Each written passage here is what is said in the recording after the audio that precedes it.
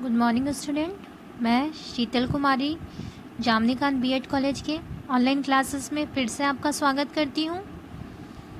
पिछले कक्षा में जो बीएड के हम टॉपिक को देख रहे थे उसमें हमने दो विषयों पर चर्चा किया था, लिसनिंग स्किल के बारे में और स्पीकिंग स्किल, यानी कि सुनने श्रवण कौशल और स्पीकिंग यानी कि बोलने की कौशलता पर हमने चर्चा की थी। आज हम उसी के अन्य विषयों पर चर्चा करेंगे, यानी कि राइटिंग स्किल, लेखन कौशल या लिखने की कुशलता। राइटिंग स्किल, लेखन कौशल। जब हम लिखकर अपने विचारों को प्रकट करते हैं तो मौखिक अभिव्यक्ति से भिन्न कुछ अन्य कौशलताओं की आवश्यकता होती है। मौखिक अभिव्यक्ति का प्राण यदि उच्चारण है तो लिखित अभिव्यक्ति का शरीर रचना के दो मुख्य आधार, प्रथम वर्तनी तथा द्वितीय व्याकरण सहित वाक्य हैं। अर्थात जब हम लिखकर अपने विचारों को प्रकट करते हैं तो हमें मौखिक अभिव्यक्ति की तुलना में कुछ अन्य कौशलताओं की आवश्यकता होती है। अर्थात जब हम मौखिक तौर पे जब किसी से मौखिक तौर पर अपने विचारों को प्रकट करते हैं तो हम कौशलताओं के अन्य अस्त्रों का प्रयोग करते हैं, परंतु जब हम लिखित तौर पर अपनी अभिव्यक्ति को व्यक्त करते हैं तो अन्य प्रकार की कौशलता हमें आवश्यकता होती है। और मौखिक अभिव्यक्ति की कौशलता का प्राण किसे माना गया है? उच्चारण को। अर्थात मौखिक अभिव्यक्ति करने के लिए उच्चारण स्पष्ट होनी चाहिए, जिससे व्यक्ति आपके बातों को समझ सके। उसी तरह लिखित अभिव्यक्ति का प्राण दो चीज़ को माना गया है, पहला वर्तनी, दूसरा व्याकरण। वर्तनी अर्थात अक्षर, स्वर या वर्ण, ये सभी क्या है? वर्तनी। और व्याकरण अर्थात इनमें प्रयोग किया जाने वाला व्याकरण, जिससे हम किसी भी वाक्य को शुद्ध व्यवस्थित बनाते हैं। मौखिक अभिव्यक्ति लिपि के ज्ञान के बिना हो सकती है और लिखित बिना शुद्ध उच्चारण जाने भी हो सकती है। अर्थात मौखिक अभिव्यक्ति हम बिना लिपि के ज्ञान के बगैर भी कर सकते हैं। अर्थात लिपि चिन्ह, अर्थात जैसे कि लिपि चिन्ह किन्हें माना गया है?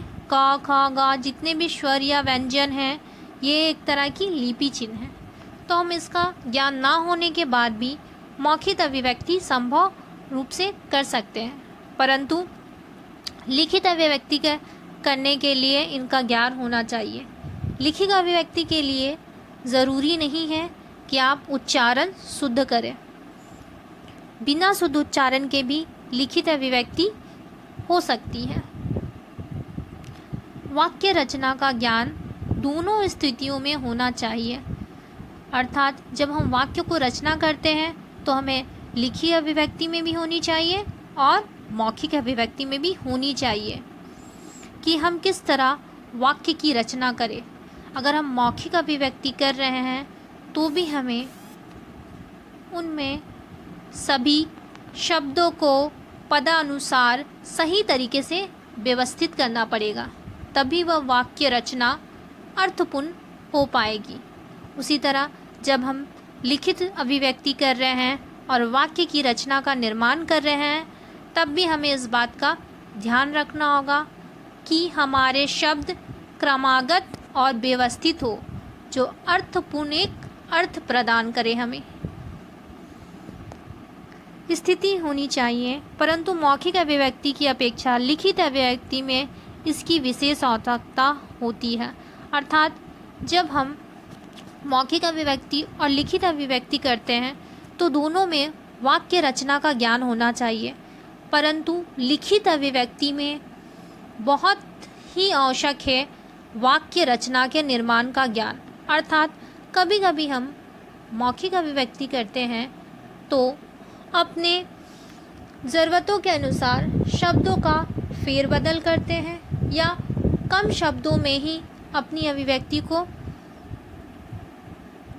व्यक्त करते हैं, परंतु जब हम लिखित अभिव्यक्ति करते हैं तो हमें इसका विशेष तौर पे पूर्ण ज्ञान होना चाहिए।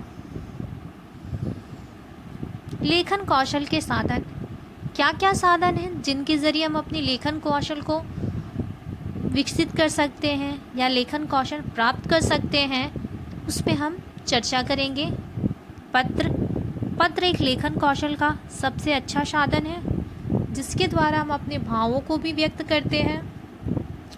उपन्यास लेखन, निबंध लेखन, आत्मलेखन, कहानियाँ, कविता, भाषण, ऐसी कई साधन हैं जो लेखित कौशलता को या लेखन कौशलता को बहुत विकसित करती है या हमें लेखन कौशलता प्रदान कराती है। आशा करती हूँ आपको यह विषय समझ में आया होगा। अगले क्लास में हम अपने बचे हुए आखिरी स्किल के बारे में चर्चा करेंगे जिसमें हमें पाठन यानी कि रीडिंग स्किल के बारे में जानना है। धन्यवाद।